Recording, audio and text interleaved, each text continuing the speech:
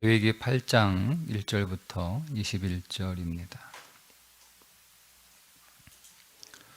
여호와께서 모세에게 말씀하여 이르시되 너는 아론과 그의 아들들과 함께 그 이복과 관유와 속죄제의 수송아지와 수양 2마리와 무교병 한 광주리를 가지고 온 회중을 회막문에 모으라. 모세가 여호와께서 자기에게 명령하신 대로 하매 회중이 회막문에 모인지라. 모세가 회중에게 이르되 여호와께서 행하라고 명령하신 것이 이러하니라 하고, 모세가 아론과 그의 아들들을 데려다가 물로 그들을 씻기고 아론에게 속옷을 입히며 띠를 띄우고 겉옷을 입히며 에봇을 걸쳐 입히고 에봇에 장식띠를 띄워서 에봇을 몸에 메고 흉패를 붙이고 흉패에 우림과 둠밈을 넣고 그의 머리에 관을 씌우고 그 관 위 전면에 금패를 붙이니 곧 거룩한 관이라. 여호와께서 모세에게 명령하신 것과 같았더라. 모세가 관유를 가져다가 성막과 그 안에 있는 모든 것에 발라 거룩하게 하고 또 제단에 7번 뿌리고 또 그 제단과 그 모든 기구와 물두멍과 그 받침에 발라 거룩하게 하고 또 관유를 아론의 머리에 붓고 그에게 발라 거룩하게 하고, 모세가 또 아론의 아들들을 데려다가 그들에게 속옷을 입히고 띠를 띄우며 관을 씌웠으니 여호와께서 모세에게 명령하신 것과 같았더라. 모세가 또 속죄제의 수송아지를 끌어오니 아론과 그의 아들들이 그 속죄제의 수송아지 머리에 안수하매 모세가 잡고 그 피를 가져다가 손가락으로 그 피를 제단의 네 귀퉁이 뿔에 발라 제단을 깨끗하게 하고 그 피는 제단 밑에 쏟아 제단을 속하여 거룩하게 하고 또 내장에 덮인 모든 기름과 간 꺼풀과 2 콩팥과 그 기름을 가져다가 모세가 제단 위에 불사르고 그 수송아지 곧 그 가죽과 고기와 똥은 진영 밖에서 불살랐으니 여호와께서 모세에게 명령하심과 같았더라. 또 번제의 수양을 드릴새 아론과 그의 아들들이 그 수양의 머리에 안수하매 모세가 잡아 그 피를 제단 사방에 뿌리고 그 수양의 각을 뜨고 모세가 그 머리와 그 각든 것과 기름을 불사르고 물로 내장과 정강이들을 씻고 모세가 그 수양의 전부를 제단 위에서 불사르니 이는 향기로운 냄새를 위하여 드리는 번제로 여호와께 드리는 화제라. 여호와께서 모세에게 명령하심과 같았더라. 아멘. 제사장 위임식에 관한 규례가 8장에 기록되어 있는데요. 아론과 그의 아들들이, 아론은 대제사장으로 그의 아들들은 제사장으로 위임받아 성전에서, 그러니까 성막에서 제사장의 사역들을 하게 됩니다. 오늘 말씀은 제사장 위임식을 위한 준비 과정, 그리고 제사장 위임식을 위해서 그들에게 의복을 입히는 과정, 그리고 제사장 위임식 가운데 속죄제와 번제의 말씀이 기록되어 있는데요. 제사장 위임식을 위해서 이스라엘 모든 회중, 여기서 말씀드리는 회중은 제가 앞에서 말씀드렸지만 이스라엘 전체를 가리키는 것이 아니라 이스라엘 백성들의 대표, 그러니까 장로들이죠. 200만이 되는 회중들이 다 성막 안으로 모였을 일은 없고 불가능한 거니까 이스라엘의 장로들, 대표되는 장로들을 모이게 해서 그들 앞에서 아론과 그의 아들들을 제사장으로 임명하게 됩니다. 아론과 그의 아들들이 특별한 사람이기 때문에, 모세의 동생이고 모세의 조카들이기 때문에 제사장으로 임명된 것이 아니라, 혹은 이스라엘을 대표하는 장로들보다 더 뛰어난 사람이 있기 때문에, 그들보다 더 나은 사람이기 때문에, 성품이나 자질이나 능력이나 그들의 삶이나 그런 것들이 다 더 나아서 아론과 그의 아들들을 제사장으로 세운 것은 아닙니다. 어쩌면 이들은 이스라엘을 대표하는 장로들보다 여러 면에서 흠이 있는 사람일 수도 있겠죠. 거기에 모인 그 대표들이 그런 생각을 갖지 않았겠어요? 저게 나보다 못한데 왜 대제사장이 될까? 왜 우리 아들들보다 못한데 왜 제사장이 될까? 뭐 이렇게 생각하는 사람들이 있지 않았겠습니까? 우리도 그런 생각을 늘 갖고 있는 것처럼. 그래서 이 위임식을 하는 거예요. 위임식을 보면 좀 특별하죠. 일단은 그들의 복장이 특별하고, 아론과 그의 아들들이 다른 사람들보다 뛰어나거나 모든 면에서 훨씬 더 탁월하고 낫기 때문에 하나님께서 제사장으로 세우신 것이 아니라, 그들은 다른 사람들과 다름없는 사람들이거나 그보다 또 못한 사람들일 수도 있습니다. 왜냐하면 아론 같은 경우는 하나님 앞에 크게 범죄한 이력을 가지고 있는 사람이잖아요. 온 백성을 우상 숭배하는데 일조했던 사람입니다. 그럼에도 불구하고 그로 인해서 많은 사람이 죽잖아요. 그로 인해서 그것 때문에 큰 흠을 가지고 있음에도 불구하고 하나님께서 아론을 제사장으로 세우시는데, 그 사실을 모두가 다 알고 있으니까 장로들이 거기에 동의하지 않을 수 있고, 또 마음 흔쾌히 그를 대제사장으로 인정하지 않을 수 있는 그런 점도 가지고 있는 인물입니다. 그래서 하나님께서 위임식을 하시는데, 그들이 특별해서 그들이 훌륭해서 제사장의 사역을 하게 하는 게 아니라, 그들이 특별한 옷을 입었기 때문에 그 일을 감당할 수 있다는 거예요. 하나님이 그들에게 특별한 옷을 입혀 주셨기 때문에 특별해지는 거예요. 특별해서 특별한 옷을 입는 게 아니에요. 특별한 옷을 입었기 때문에 그들이 특별해지는 거예요.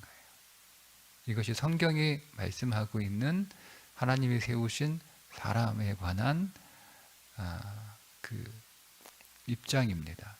그러니까 우리는 그 사람이 어떤 옷을 입었는가에 대해서는 크게 중요하게 생각하지 않고, 그가 어떤 인물인가에 더 많은 관심을 가지고 있죠. 그렇죠? 그러니까 우리는 그 사람이 어떤 인물인가에 대해서 더 많은 관심을 가지고 있어요.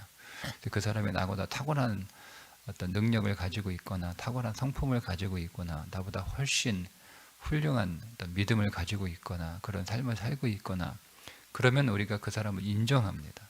근데 그런 게 없으면 그 사람이 하나님이 세우신 사람이라 할지라도, 그가 뭐 목사이든 그가 장로이든 그가 권사이든 하나님이 세운 사람이라 할지라도 나보다 여러 가지 면에서 모자라고 흠이 있으면 우리는 인정하지 않아요. 이게 잘못된 태도라는 거예요. 그랬으면, 만약 그래야 된다면 하나님이 아론과 그의 아들들을 대제사장, 제사장으로 세우지 않죠. 그 백성 가운데, 야, 너희들 가운데 가장 훌륭한 사람을 뽑아라, 이렇게 하셔야 맞습니다. 그러니까 우리의 생각이 맞다면 그렇게 하셔야 되겠죠. 200만 가운데 여러분 거기서 가장 훌륭한 사람 뽑을 수 있잖아요. 200만 가운데 뭐 사람이 없었겠습니까? 거기에 모세보다 훌륭한, 그렇게 나오잖아요. 야, 모세가 우리보다 뭐가 잘나가지고 그가 우리의 지도자야. 아론이 우리보다 뭐가 잘나가지고 우리의 제사장이야. 이렇게 나오잖아요. 그러니까 분명히 그들 가운데 모세나 아론보다 훨씬 더 성품이나 인격이나 삶이나 능력이나 집안이나 이 모든 것들이 아주 훌륭하고 뛰어난 사람이 왜 없었겠어요? 하나님이 그 사람을 세워서 대제사장으로, 그리고 또 다른 사람들을 또 제사장으로 그렇게 세우실 수 있습니다. 그런데 하나님이 그렇게 하지 않고 하나님이 흠이 있는 아론을 대제사장으로 지목하시고 그의 아들들을 제사장으로 임명하세요. 그리고 그들에게 특별한 의식을 통해서 특별한 옷을 입혀 주시고 그 일들을 수행하게 하셨습니다. 이것이 하나님의 사람을 세우실 때 하나님의 방법이에요. 그러니까 여러분, 우리는 누구도 하나님 앞에, 이 기준이에요. 누구도 하나님 앞에 특별한 존재가 있을 수 없어요. 누구도. 우리는 우리끼리 할 때 나보다 더 훌륭하고 나보다 더 나은 사람이 있을 수 있지만, 아무리 훌륭하고 뛰어난 사람이라 할지라도 하나님 앞에서 하나님의 일을 수행할 만한 뛰어나고 훌륭한 사람은 없습니다. 누가 있을까요? 한번 여러분 찾아봐 보세요. 하나님 앞에서 하나님의 일을 할 만한 특별하고 훌륭한 사람이 여기 있다라고 한번 찾아보세요. 없습니다. 하나님 앞에서는 없습니다. 우리의 기준에는 나보다 훌륭하고 나보다 뛰어난 사람은 얼마든지 있을 수 있지만 하나님 앞에서 그러한 사람은 없습니다. 그러니 하나님의 기준에 다 모두가 죄인입니다. 한 사람도 예외 없이 다 죽어 마땅한 죄인들일 뿐입니다. 하나님 앞에서는 다 그렇습니다. 자, 그런 자를 하나님께서 부르셔서 특별한 예식을 통해서 그들에게 특별한 옷을 입혀 주신 거죠.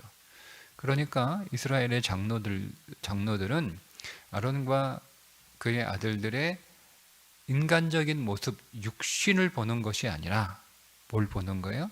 그들에게 입혀진 하나님의 거룩한 옷을 봐야 되는 거예요. 그러니까 바울이 이런 고백을 하죠. 나도 이전에는 사람을 육신으로 알았으나, 이게 바울의 고백이에요. 내가 그리스도를 만나기 전까지는 사람을 다 육신으로 판단했다. 학교 어디 나왔는지, 공부 얼마나 했는지, 집안이 어떤 집안인지, 재산이 얼마나 있는지, 어떤 집에 살고 있는지, 이런 거 가지고 사람을 판단했다는 거예요. 바울도. 그런데 그가 그리스도를 만난 이후에 사람을 육신으로 판단하지 않고 그리스도 안에서 사람을 보았다라고 얘기해요. 그리고 나도 나 자신을 육신으로 판단하지 않고 그리스도 안에서 나를 본다라고 고백합니다.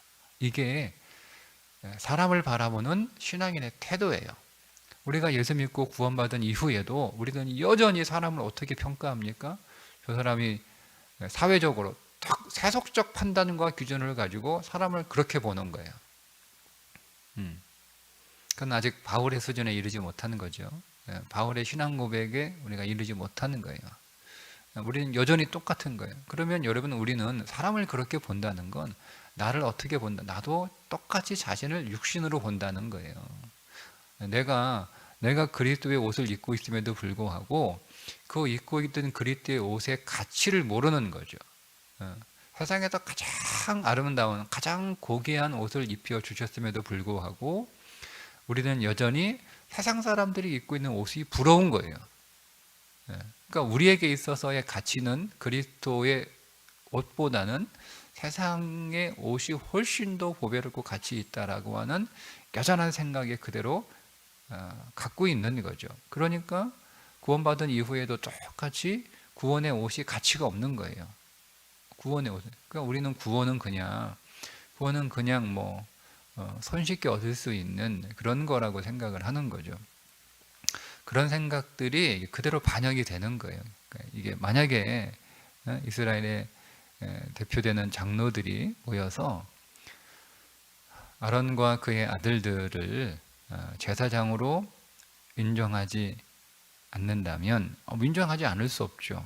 모세가 눈 시퍼렇게 뜨고 그렇게 하고 있는데 어디서 그렇게 대놓고 나는 인정 못해 이렇게 하겠어요. 그렇게는 못합니다. 그러나 마음으로는 아론이 무슨 대제사장이야, 그의 아들이 무슨 변변치도 않은데 무슨 제사장이야? 뭐 이렇게 마음은 얼마든지 가질 수 있어요. 근데 그들은 뭐가 문제인 거죠? 하나님이 거룩한 예식을 통하여 그들을 거룩하게 하시고 그들에게 거룩한 옷을 입혀주심으로 그들을 특별하게 하신 그 하나님의 일을 부정하는 거예요.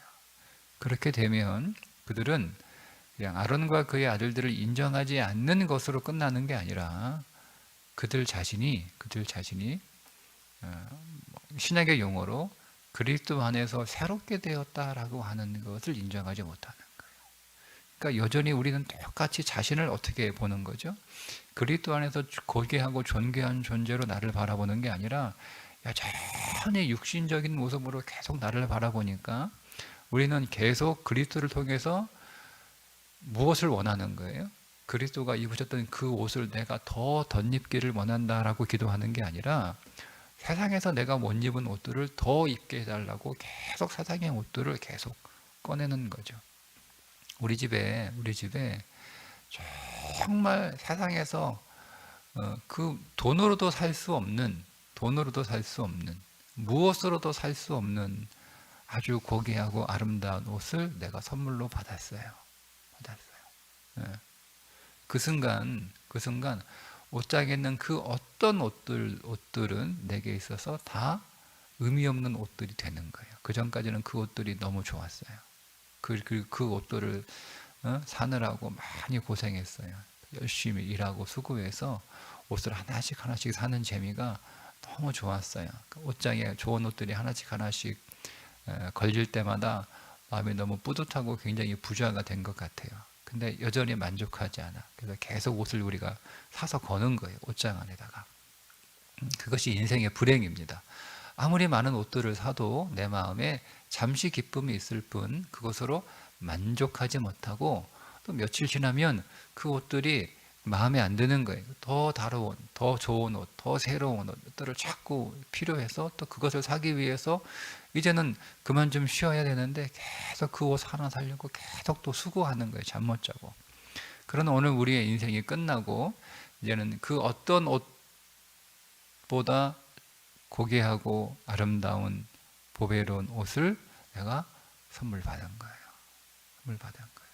네. 이제는 그 옷 앞에 그 어떤 옷도 나올 수 없는 거예요. 그리고 그 어떤 다른 옷을 내가 세상에서 산다고 하더라도 그 옷에 견줄 수가 없는 거죠. 나는 이 옷으로 충분해. 다른 옷은 이제 의미가 없는 거예요. 그 옷 한 벌만 입고 있으면 세상에서 그 어떤 옷을 입고 온 사람들이 내 앞에 나타난다 할지라도 전혀 부끄럽지 않아요. 비교가 안 되는 옷이니까. 그게 그리스도인의 정상적인 삶이에요. 그런데 내가 그 옷을 선물로 받아놓고도 그 옷을 옷장에 그냥 걸어놓고 그 옷을 입지 않고 계속 예전과 똑같은 삶을 살아가는 거죠. 또 세상이 사람들이 야, 저 사람은 저거 이쁜데 야, 멋있는데 저거 하나 사야지. 또 사는 거예요. 사기 위해서 또 수고하는 거예요. 수고해서 사니까 너무 기뻐. 그러니까 이 사람이 평생을 자기의 인생을 어디에 쏟아붓냐면 옷 사는데 그의 모든 시간과 그의 모든 열정과 그의 모든 재산을 다 거기에 쓰는 거예요. 그리고 이 사람은 결국 옷 사다가 죽는 인생으로 끝나는 겁니다. 이게 인생이죠. 우리에게 존귀한 옷을 선물로 주셨기 때문에 이제 더 이상 그 옷을 사는 일에 우리의 시간을 쓸 이유가 없죠. 그 옷을 사기 위해서 내가 수고할 이유가 없는 거예요. 나의 삶은 이제 충분히 가장 아름답고 보배로운 옷을 선물 받았기 때문에 이제는 충분하니까 더 이상 내가 아무리 수고하고 노력해도 그 이상의 옷을 구할 수 없어요. 살 수 없어요. 그러니 이제는 그것을 위한 수고를 할 필요가 없죠. 거기에 시간을 쓸 필요도 없고 거기에 돈을 쓸 필요도 없고 그것을 위해서 고생할 이유도 없는 거예요. 그럼 오늘 우리에게 주어진 시간과 내 힘과 내 삶의 모든 자원들을 어디에 있습니까? 그게 바울의 인생이에요. 내가 이미 존귀한 옷을 선물로 받았기 때문에 더 이상 거기에 내 인생을 소비할 이유가 없어진 거예요. 끝난 거예요. 끝난 거예요. 그러니까 우리는 바울은 이제 그에게 주어진 그의 모든 그의 자산을 어디에 써요? 다른 사람에게 그 옷을 선물해 주는 통로가 되기 위하여 인생을 살아가는 거예요. 그게 가장 복된 인생이라는 거죠. 예. 여러분, 우리는 결국 옷을 입기 위해서 살아가는 인생이에요. 창세기에 나오잖아요. 인간이 타락한 이후에 제일 먼저 한 일이 뭐예요? 제일 먼저 한 일이 나뭇잎으로 치마 입은 거예요. 그게 인생의 제일 먼저 죄인이 한 일이에요. 그리고 죄인이 마지막까지 하는 일이 그 옷 해입는 거예요. 그게 이 죄인이 하는 일이에요. 세상 사람들이 이렇게 대단히 하는 것 같은데 결국 평생 옷 사다가 끝나는 인생입니다. 네? 학벌이라는 옷, 네? 뭐 자식이라는 옷, 직업이라는 옷, 뭐 재산이라는 옷, 사회적 지위라는 옷, 뭐 이런 옷, 명예라는 옷, 이런 옷, 권력이라는 옷, 이런 옷 사 입는 거예요. 계속 그는 그러다가 끝나요. 뭐 이거 대단한 것 같은데요. 성경의 관점에서 보면 평생 나뭇잎 언젠가는 다 말라서 부스러지는 거잖아요. 그러면 또 해 입어야 되는 거예요. 그게 영원합니까? 그것도 언젠가는 말라서 부스러지는 거예요. 또 해 입어야 되는 거예요. 돈이라는 옷 잘 입어봐야 조금 시간 지나면 말라서 부스러져서 돈으로 해 입은 옷도 별로. 그 돈 많은 사람이 그 다음 가지는 게 뭐예요? 그 다음 권력이잖아요. 권력이라는 옷 해 입고 나니까 그것도 조금 지나면 다 말라서 부스러져. 그러니까 권력도 별로인 거예요. 그 다음은 뭐 명예? 뭐 이런 것도 다 입는 거죠. 계속. 그러니까 우리의 인생이라는 게 결국 그러는 거예요. 결국 처음에 해 입을 때는 아주 멋진데 조금 지나면 시간 지나면 다 말라서 결국 부스러지는 그런 옷을 평생 해 입다가 끝나는 게 그리스도 밖에 있는 인생들이라는 거죠. 그래서 어떤 또 이야기가 나오죠? 최종적으로 그 옷을 벗기시고 가죽 옷을 입혀 주시는 거예요. 가죽 옷. 그리스도가 입으셨던 그리스도의 옷을 입혀 주시는 거예요. 그게 오늘 우리 인생의 결론이 돼야 돼요. 그러니까 우리는 그 옷 입지 않으면 그냥 평생 옷 사다가 끝나는 인생으로 되는 거예요. 너 뭐 했냐? 뭐 했냐? 평생 옷 사다가 평생 옷 사다가 끝났습니다. 그게 되는 거죠.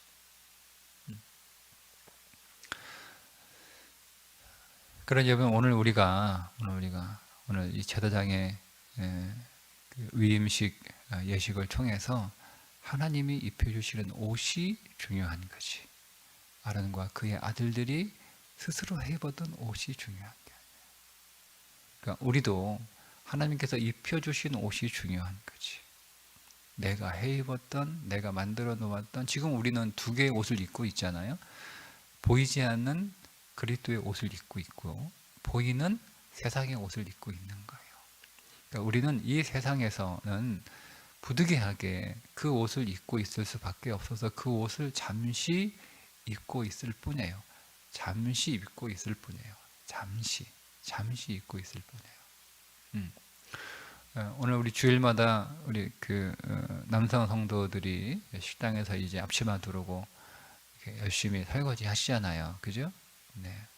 잠시 입고 있는 거잖아요. 잠시. 원래 그 옷 아니잖아요.